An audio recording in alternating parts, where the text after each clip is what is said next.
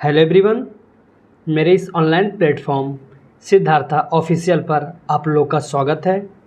इस online series के माध्यम से PYQ क्वेश्चन को डिस्कस कर रहे हैं। जो सीरीज़ ये चल रहा है ये इकोनॉमी का सीरीज़ चल रहा है। इससे पहले 2 लेक्चर हो गए हैं। अगर आप लोग वो 2 लेक्चर ना देखे हों तो पहले वो लेक्चर देख लीजिए, फिर इस लेक्चर पर आप आइएगा। तो हम लोग जो कल छोड़े जो क्वेश्चन छोड़े थे उससे आगे हम लोग कंटिन्यू करेंगे। तो नेक्स्ट क्वेश्चन है, Bharat bill payment system BPS Bharat bill payment system के संदर्भ में कथनों पर विचार कीजिए। यह सभी बिलों के भुगतान के लिए एकल प्लेटफॉर्म है, ये सिंगल प्लेटफॉर्म है जो देश भर के सभी ग्राहकों को अंतर संचालनीय और आसान बिल भुगतान सेवा प्रदान करता है।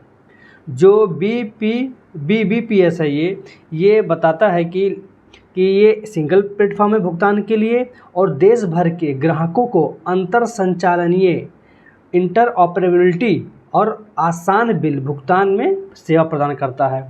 Next, Bharat bill payment system के संचालन के लिए भारतीय रिजर्व क्या है, एक नोडल एजेंसी है। तो 2 ऑप्शन दिए हुए हैं, इसमें बताना है कि कौन सा कथन सही है। आप लोग कमेंट के माध्यम से बताइए। तो जो फर्स्ट ऑप्शन है आपका, तो ये एकल सिंगल प्लेटफॉर्म है भुगतान के लिए, इंटरऑपरेबिलिटी और आसान बिल सेवा भुगतान प्रदान करता है, इसलिए सही हो जाता है। और जो ये BPS है इसके संचालन के लिए भारतीय रिजर्व बैंक बोलता है नोडल एजेंसी है, तो ये नोडल एजेंसी नहीं है, ये NPCI के अंडर में आता है आपका BPS। तो ऑप्शन केवल एक कथन सही हो जाता है। अब एक्सप्लेनेशन को पढ़ लेते हैं। जुलाई 2017 में देश भर की विभिन्न खुदरा भुगतान प्रणालियों की नियंत्रक संस्था भारतीय राष्ट्रीय भुगतान निगम को भारत बिल पेमेंट सिस्टम की केंद्रीय इकाई BBPCU के रूप में कार्य करने तथा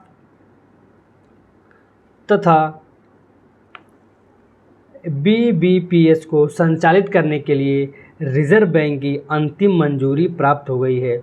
2017 में खुदरा यानी रिटेल पेमेंट्स के भुगतान के लिए NPCI को जो भारतीय राष्ट्रीय भुगतान निगम है और ये के पेमेंट सिस्टम के रूप में इसके अंदर कार्य करता है।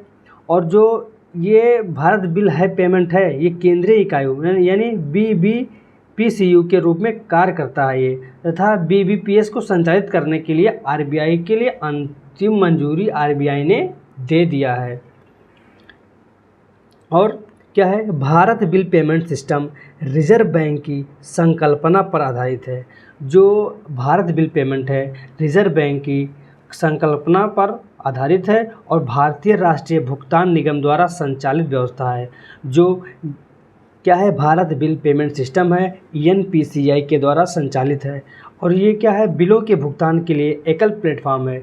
जो बिल का भुगतान किया जाता है ये सिंगल प्लेटफॉर्म है ये, जो देश भर के सभी ग्राहकों को अंतर संचालनीय और आसान बिल भुगतान सेवा प्रदान करता है। BBPS यानी भारत बिल पेमेंट सिस्टम देश भर में ग्राहकों को किसी भी समय कहीं भी बिल भुगतान की सुविधा प्रदान करने वाला एक सिंगल प्लेटफॉर्म है। ये क्वेश्चन ऑप्शन में पूछ सकता है कि जो BBPS है देश भर में ग्राहकों को किसी भी समय कहीं भी बिल भुगतान की सुविधा प्रदान करने वाला ये सिंगल प्लेटफॉर्म है। और ये बिल भुगतान प्रणाली के संचालन के लिए एक स्तरीय संरचना यानी टेयर्ड स्ट्रक्चर के रूप में कार्य करता है। बिल भुगतान पेमेंट सिस्टम के संचालन के लिए भारतीय रिजर्व बैंक एक नोडल एजेंसी नहीं है, तो इसीलिए आप लोगों को जो ऑप्शन सेकंड है ये गलत हो जाता है। ये देखिए नेक्स्ट क्वेश्चन क्या है, स्मर्फिंग पद किससे संबंधित है। स्मर्फिंग शब्द किससे संबंधित है? निवेश से संबंधित है, मनी लॉन्ड्रिंग से संबंधित है, एनिमेशन से संबंधित है कि खगोल विज्ञान से संबंधित है?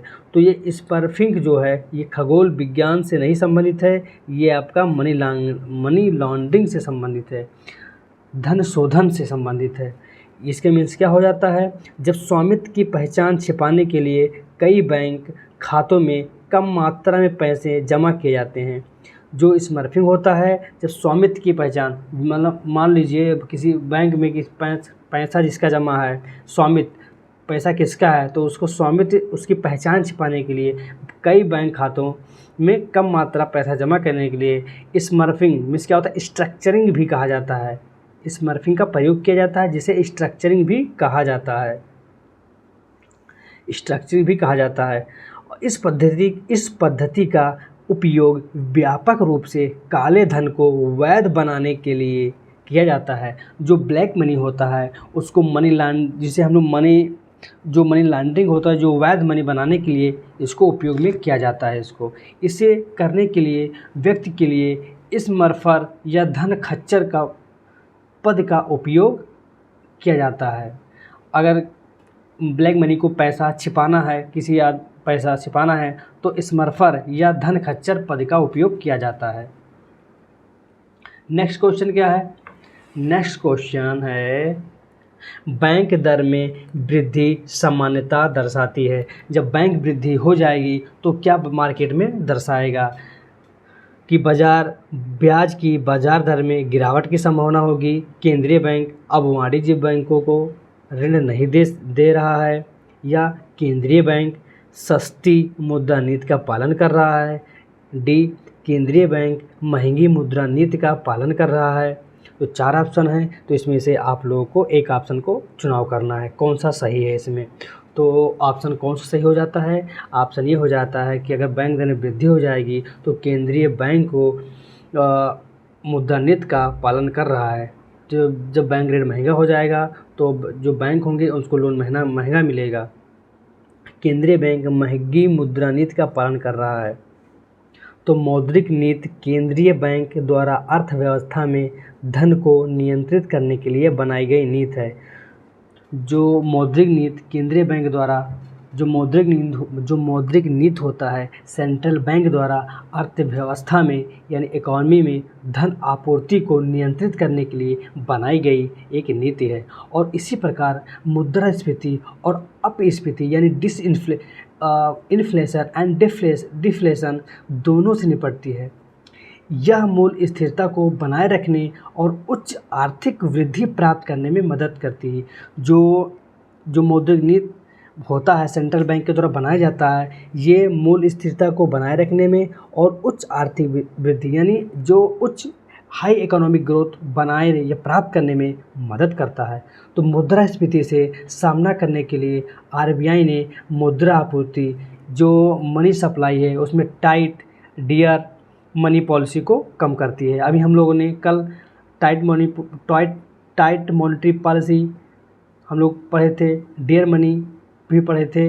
तो ये बैंक आरबीआई अपनाता है इसे। तो क्या होगा, ऐसे आरबीआई इसी के माध्यम से कम करता है। बैंक रेट को बढ़ा देगा, घटा देगा, रेपो रेट इंक्रीज कर देगा, एसएलआर बढ़ा देगा, इसी सब के माध्यम से किया जाता है। तो जबकि अपस्फीति से सामना करने के लिए आरबीआई मुद्रा आपूर्ति यानी डिफ्लेशन की स्थिति में क्या होता है, आरबीआई जो मनी सप्लाई होता है इजी अपनाएगा या चीप मनी पॉलिसी को अपनाएगा। मुद्रा आपूर्ति बढ़ाने के लिए वो आरबीआई होगा चीप या इजी मॉनेटरी पॉलिसी को अपनाएगा।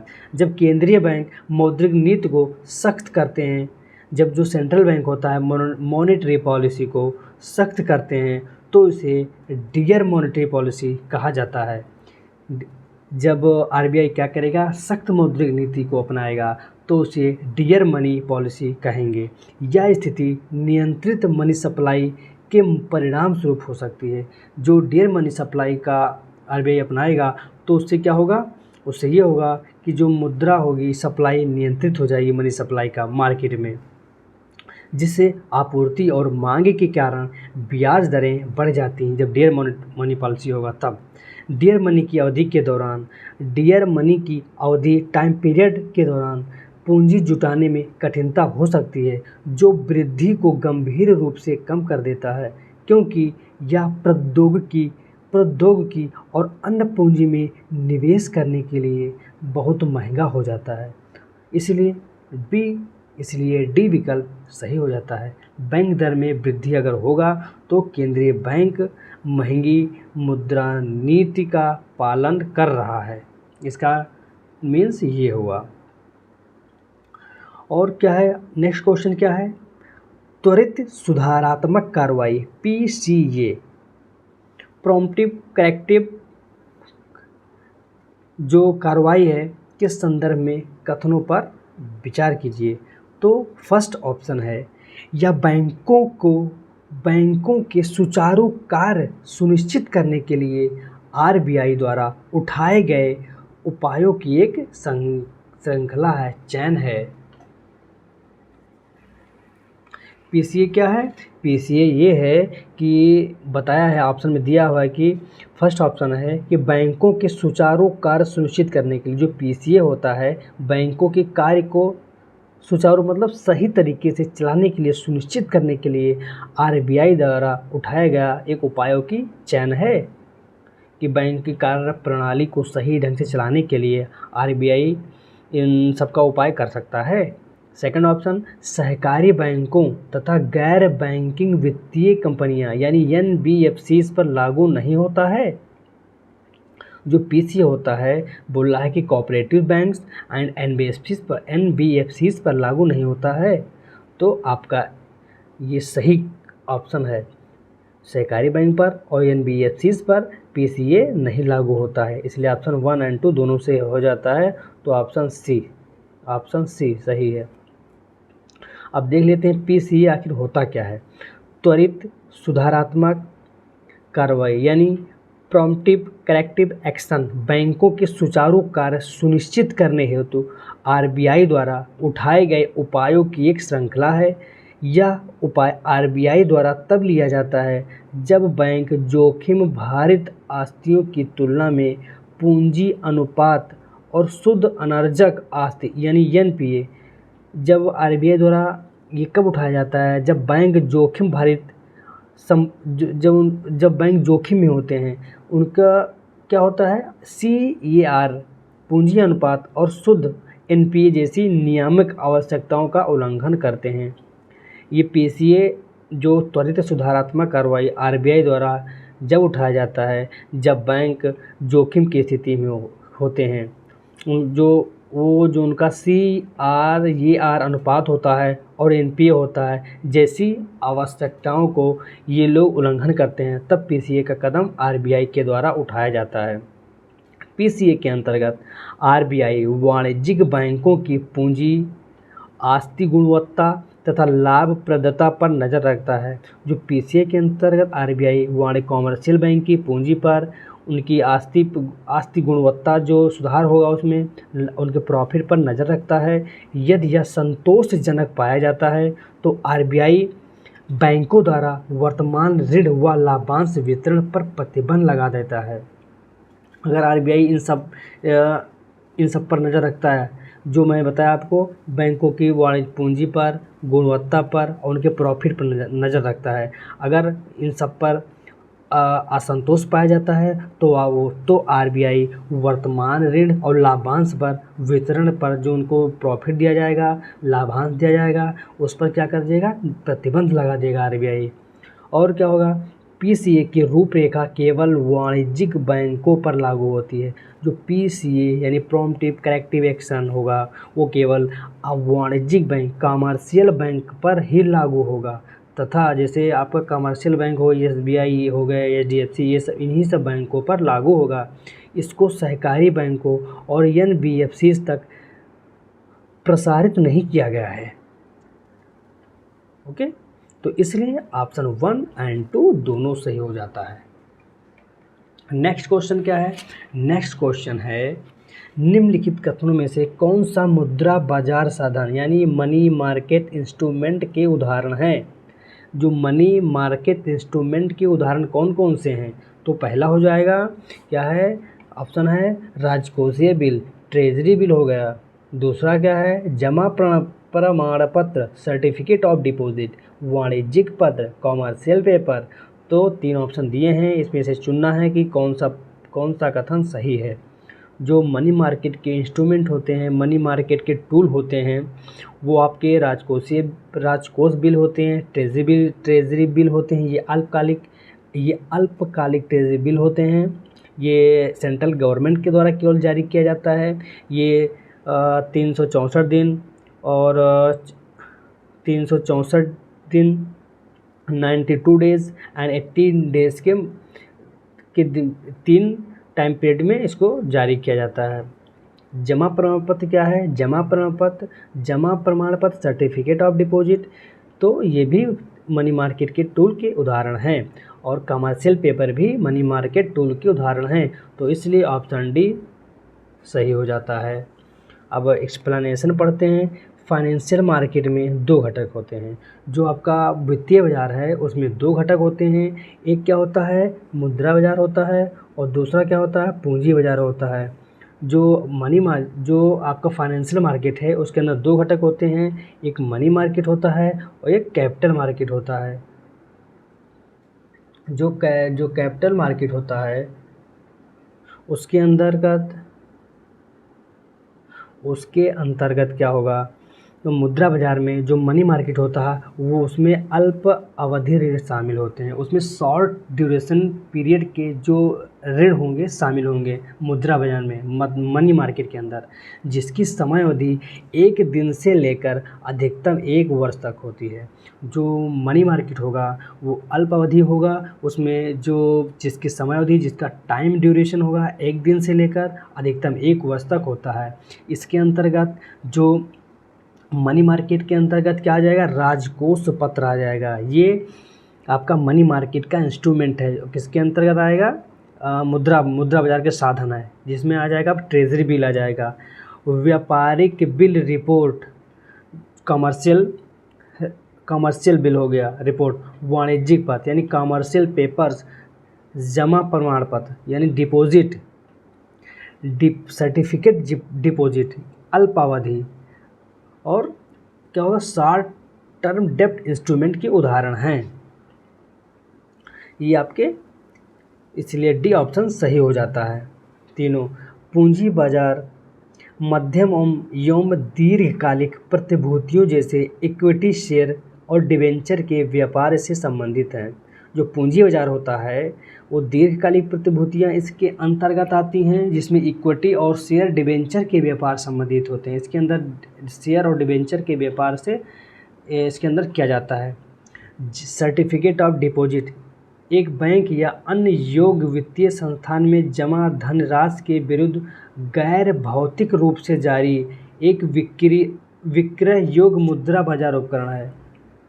जो सर्टिफिकेट ऑफ डिपॉजिट होता है एक बैंक या अन्य योग्य बैंक के थ्रू तो जारी किया जाएगा, या कोई अन्य वित्तीय संस्थान यानी फाइनेंशियल इंस्टीट्यूशन में, कोई फाइनेंशियल इंस्टीट्यूशन है उसमें धनराशि के विरुद्ध, अगर आप उसमें धनराशि जमा है तो उसके विरुद्ध एक गैर भौतिक रूप से जारी विक्रय योग्य मुद्रा बाजार का उपकरण यानी नेगोशिएटेबल मनी मार्केट इंस्ट्रूमेंट है ये। ओके, या अल्पकालिक संसाधनों को, अगर जो अल्पकालिक ऋण होता है उसको संसाधन को बढ़ाने के लिए जारी किया जाता है। जैसे हमारे पास 5 लाख है, हमें उसको 10 लाख करना है, तो हम सर्टिफिकेट ऑफ डिपॉजिट को जारी करके अपने संसाधन को अल्पकालिक के लिए बढ़ा सकते हैं।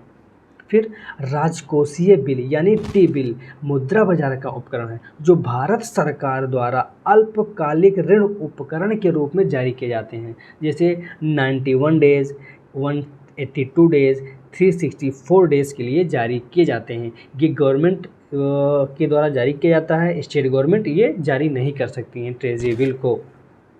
ये डिस्काउंट रेट पर जारी किए जाएंगे जो ट्रेजरी बिल होता है। अब देख लेते हैं कॉमर्शियल पेपर क्या है। कॉमर्शियल पेपर एक असुरक्षित मुद्रा बाजार है, यानी अनसिक्योर्ड मनी मार्केट है। ये जो कॉमर्शियल पेपर होता है ये अनसिक्योर्ड मनी मार्केट है, जो प्रतिज्ञा जो कॉमर्शियल पेपर होते हैं, जो कॉमर्शियल पेपर है वो अनसिक्योर्ड मुद्रा बाजार है, यानी क्या है, अनसिक्योर्ड मनी मार्केट का एक टूल है जो प्रतिज्ञा पत्र यानी किसी प्लेज पत्र के रूप में जारी किया जाता है। आपको प्रतिज्ञा पत्र दिया जाएगा उसमें, कमर्शियल पेपर में। यह कारपोरेट ऋण धारकों का अल्पकालिक ऋण के अपने स्रोतों को विविधता प्रदान करने और निवेशकों को अतिरिक्त उपकरण प्रदान करने में सक्षम बनाता है। जो कमर्शियल पेपर है ये अनसिक्योर्ड मनी मार्केट का उपकरण है। ये प्लेस पर प्रतिज्ञा के रूप में जारी किया जाता है और यह उनको जारी किया जाएगा जो कारपोरेट ऋण धारक हों, जो कंपनी के कारपोरेट धारक हैं, उनको अल्पकालिक ऋण उपलब्ध कराने, अपने स्रोतों में विविधता प्रदान करने के लिए जारी किया जाता है। नेक्स्ट क्वेश्चन, कौन सा कथन हार्ड करेंसी है को सबसे स्पष्ट रूप से परिभाषित करता है?